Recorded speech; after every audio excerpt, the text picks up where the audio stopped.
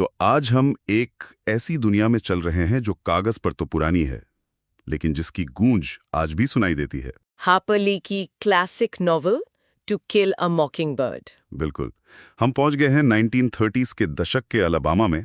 एक छोटा सा धीमा सा शहर है मैकोम। और इस शहर के बारे में एक लाइन है जो मुझे हमेशा याद रहती है कौन सी? कि ये एक ऐसा शहर था जहां लोगों के पास देने के लिए कुछ नहीं था, लेकिन डरने के लिए डर के अलावा और कुछ नहीं था। वाह, ये उस दौर की पूरी कहानी कह देती है। और ये कहानी हमें सुनाई गई है एक छोटी बच्ची की आंखों से, जीन लुइस फिंच, जिसे सब प्यार से स्काउट बुलाते हैं। और कहानी में है उसका बड़ा भाई जेम और उसके पिता एटिकस फिंच, जो शहर के एक बहुत ही इज्जतदार वकील हैं। हाँ, और बच्चों की जो दुनिया है वो एक रहस्य के इर्द गिर्द घूमती है। बू रैडली का रहस्य। बू रैडली, एक ऐसा बदकिस्मत भूत जिसे किसी ने सालों से नहीं देखा है, और शहर में मतलब तरह तरह की डरावनी कहानियां हैं उसके बारे में। तो चलिए आज इसी शहर की परतों को खोलते हैं, मैकॉम के किरदारों को और उनके नैतिक सिद्धांतों को थोड़ा और गहराई से समझते हैं। मैकॉम का जो सामाजिक ताना बाना है उसे समझने का सबसे अच्छा तरीका शायद स्काउट के स्कूल का पहला दिन है। हाँ बिल्कुल, उसकी एक नई टीचर आती है, मिस कैरोलाइन, जो उत्तरी अल्बामा से हैं और मैकॉम के लिए वो एक तरह से बाहरी इंसान है। उन्हें वहाँ के तौर तरीके बिल्कुल नहीं पता। वो इस बात पर हैरान होती हैं, बल्कि गुस्सा हो जाती हैं कि स्काउट को पहले से पढ़ना क्यों आता है। सोचिए, कोई टीचर पढ़ने के लिए डांट रहा है। यहीं पर हमें मैकॉम की जो सामाजिक सीढ़ी है उसके दो बहुत जरूरी पायदान दिखते हैं। हाँ, पहले है कनिंघम परिवार। ये गरीब किसान है। हाँ, महामंदी की मार झेल रहे हैं, लेकिन वो स्वाभिमानी है। जब मिस कैरोलाइन वॉल्टर कनिंघम को लंच के लिए पैसे देने की कोशिश करती है तो वो मना कर देता है। और स्काउट अपनी टीचर को समझाने की कोशिश करती है। वो कहती है, मैम वो एक कनिंघम है। और इस एक लाइन में बहुत कुछ छिपा है। इसका क्या मतलब था? वो एक कनिंघम है, ये सिर्फ एक सरनेम तो नहीं था। नहीं, ये एक कोड था। इसका मतलब था कि कनिंघम परिवार किसी से वो चीज नहीं लेता जिसे वो चुका ना सके। एटिकस बाद में बताते भी हैं कि मिस्टर कनिंघम ने अपनी वकालत की फीस कैसे चुकाई थी। पैसों में नहीं। नहीं, अखरोट की एक बोरी, लकड़ियों के गट्ठर, इस तरह से। उनके पास पैसे नहीं है पर उनकी इज्जत है। और फिर उसी क्लास में हमें एक दूसरा परिवार भी मिलता है, बिल्कुल उल्टा। ईविल परिवार, जिन्हें नॉवेल में 3 पीढ़ियों से मैकॉम का अपमान कहा गया है।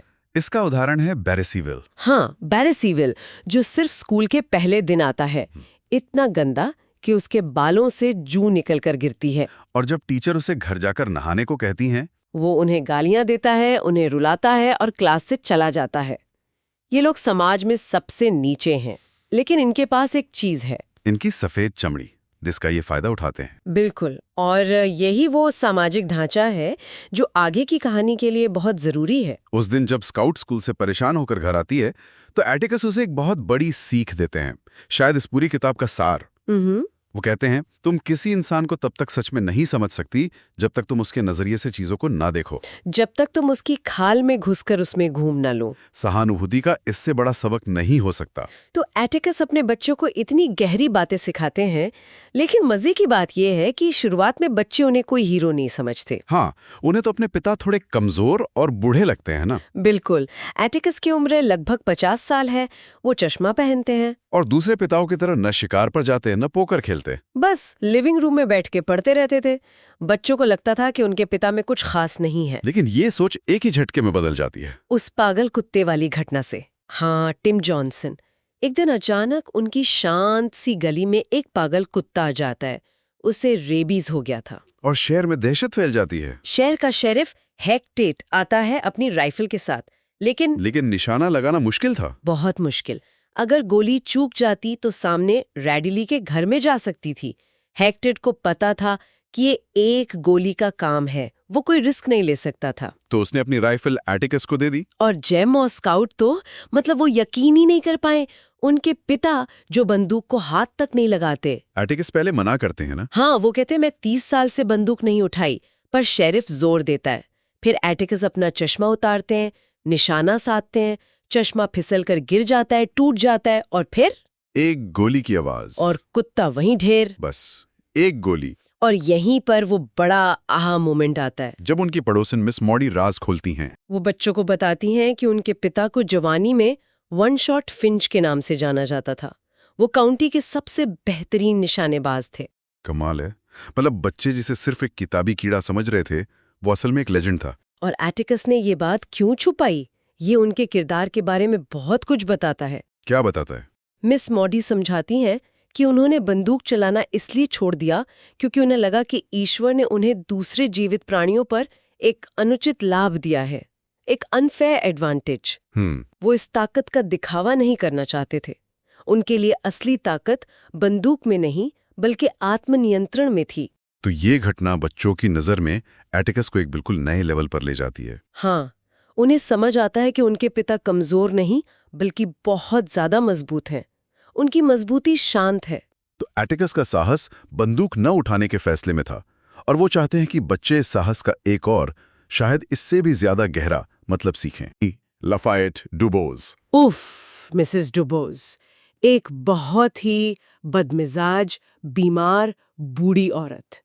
जब भी बच्चे उनके घर के पास से गुजरते, वो उन पर चिल्लाती। और जब से एटिकस ने टॉम रॉबिन्सन का केस लिया है, जो एक अश्वेत व्यक्ति है, तब से तो उनके ताने और भी जहरीले हो गए थे। वो एटिकस को गालियां देती थी, और एक दिन जेम का सब्र टूट गया।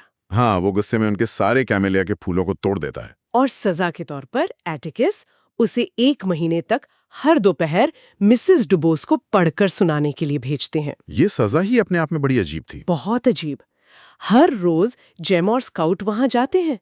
शुरू में वो ताने मारती हैं, लेकिन फिर धीरे धीरे शांत हो जाती हैं। और फिर उन्हें वो अजीब से दौरे पड़ने लगते हैं। हाँ, उनका सिर हिलने लगता, मुंह से लार बहने लगती, और तभी एक अलार्म घड़ी बजती थी और नर्स बच्चों को घर भेज देती थी। है ना?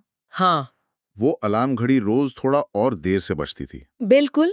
हर दिन जैम को थोड़ा और ज्यादा पढ़ना पड़ता था।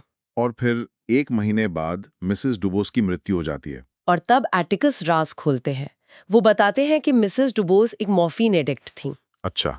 उन्हें बहुत दर्द रहता था और डॉक्टर ने उन्हें मॉर्फिन दी थी, जिसकी उन्हें लत लग गई थी।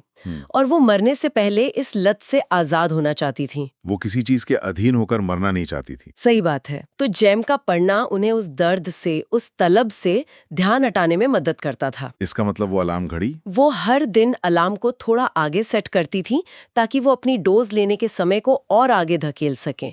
हर दिन वो उस दर्द से थोड़ी और देर लड़ती थी।